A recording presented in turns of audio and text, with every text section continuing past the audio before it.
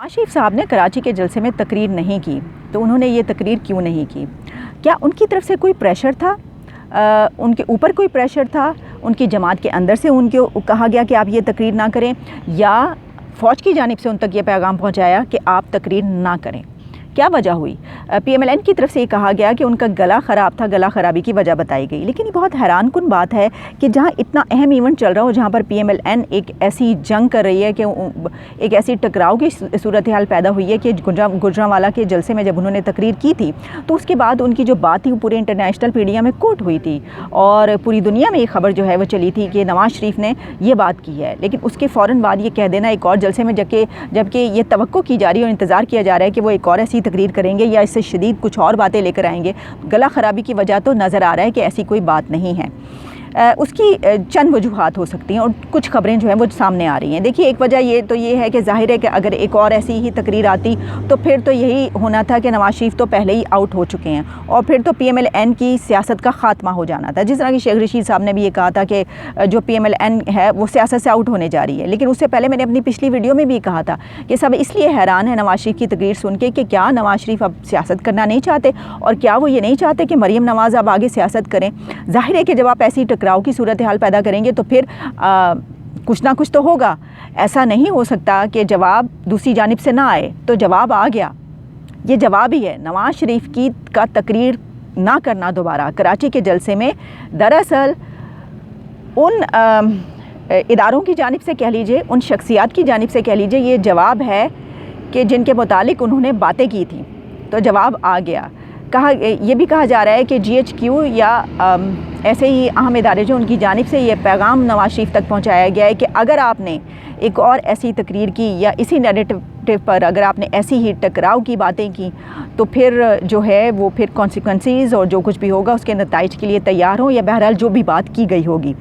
ये मुमकिन नहीं है कि सिर्फ गला ख़राबी इसकी वजह हो। और एक और वजह ये भी कि उनकी पार्टी के अंदर भी कुछ लोग जो हैं वो ऐसे हैं जो ये नहीं चाहते कि फ़ौज से इतनी शदीद टकराव की सूरत हाल हो। वो ये चाहते हैं कि बातचीत का कोई ना कोई रास्ता बचा रहे। इसकी वजह यह है कि मरीम नवाज़ ने अगर सियासत करनी है, फ़र्ज़ कीजिए कि नवाज शरीफ साहब तैयार हो भी गए हैं कि वो नहीं करेंगे सियासत आगे, ज़ाहिर है उनका नहीं बनता,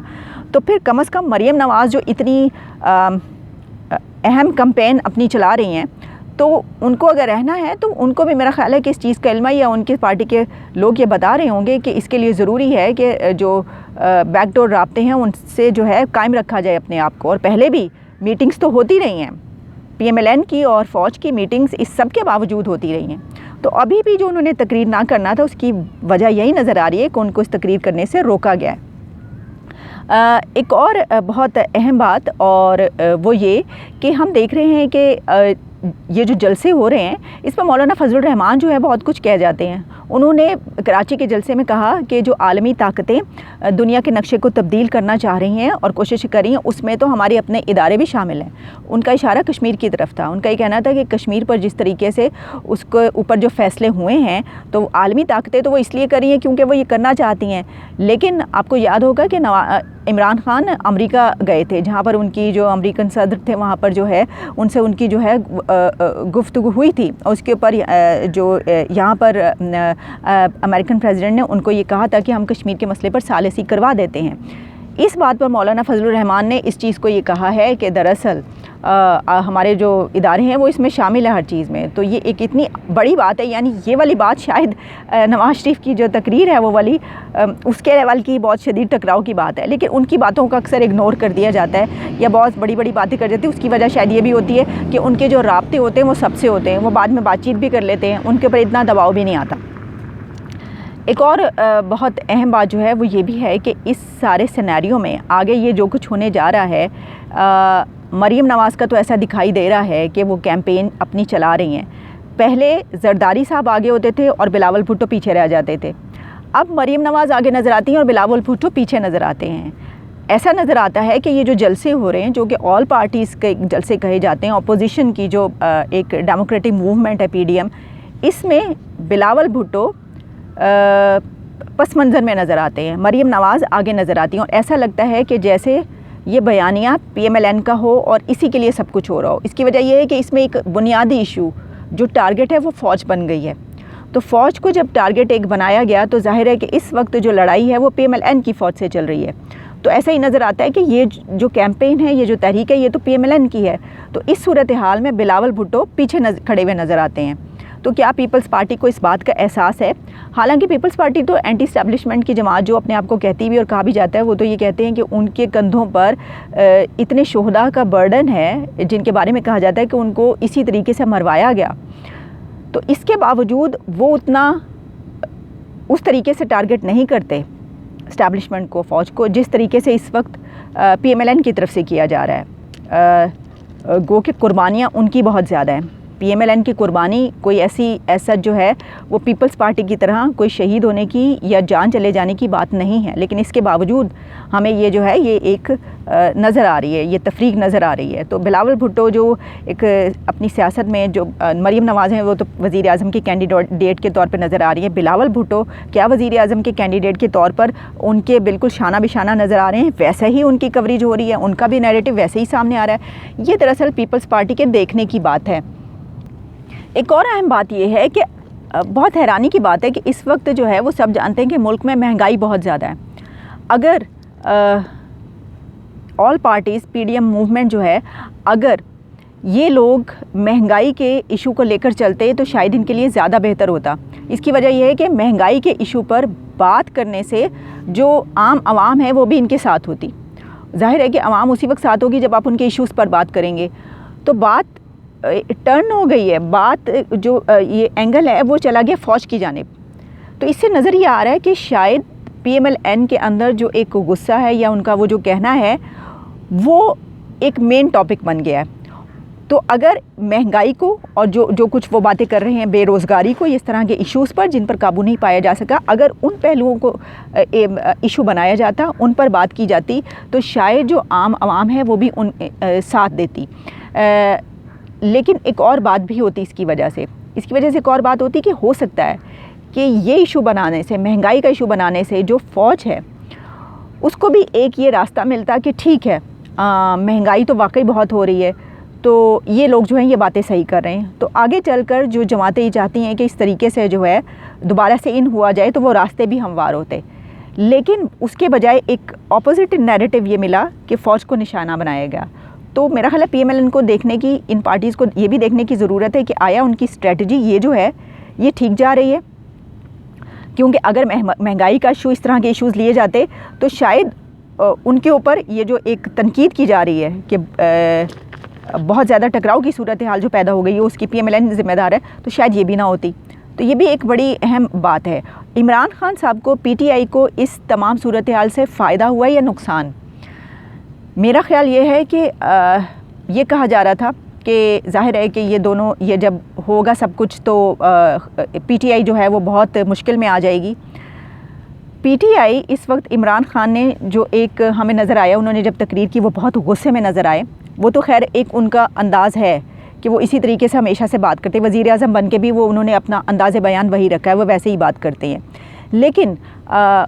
ہو سکتا ہے کہ اس سے پی ٹی آئی کو فائدہ ہو رہا. اس کی وجہ یہ ہے کہ اب جو باتیں کی جا رہی تھیں کہ پی ایم ایل این کے بیک ڈور رابطے ہو رہے ہیں اور فوج سے ملاقات ہوئی ہیں, جنرل فیض حمید سے ملاقات ہوئی ہے, جنرل باجوہ سے جو ہے وہ محمد زبیر ملے ہیں اور انہوں نے جو ہے وہ مریم نواز کے حوالے سے, ان کے مستقبل کے حوالے سے بات کی ہے. تو ظاہر ہے کہ پی ٹی آئی کو ایک خدشات ہو جاتے ہیں, بار بار ایسا ہوتا ہے کہ ایسا پتہ چلتا ہے تو پی ٹی آئی کی طرف سے ایسے بیانات آتے ہیں کہ اگر ایسا کچھ ہوا تو ٹھیک ہے پھر ہم بھی دیکھ لیں گے, یہ ہوگا وہ ہوگا. تو اس وقت پی ایم ایل این نے جب ایک جن سے بیک ڈور رابطے ہوتے تھے, جب ان کے اوپر ہی اتنا زیادہ بڑا جو ہے وہ حملہ کیا, تو اس کے بعد پی ٹی آئی کے لیے شاید یہ اطمینان بخش بات ہونی چاہیے کہ ٹھیک ہے اب ان دونوں کی لڑائی ہے, یعنی یہ کہ فوج کی اور پی ایم ایل این کی لڑائی ہے اور ہم سیف کھڑے ہیں. تو کیا پی ٹی آئی اس وقت جو ہے وہ محفوظ اس میں مقام پر کھڑی ہے کہ اس کو کوئی خدشہ نہیں ہے کہ اچھی بات ہے اب مزید لڑائی ہوگی تو ہمیں زیادہ موقع ملے گا, ہم اپنی ٹرم بھی پوری کر پائیں گے. پہلے تو یہ ہو رہا تھا کہ جی مہنگائی بہت زیادہ ہے, حکومت نہیں سنبھال پائے تو مڈ ٹرم الیکشن کروائی جائیں, سب کیا جائے. لیکن اس ٹکراؤ کی صورتحال میں تو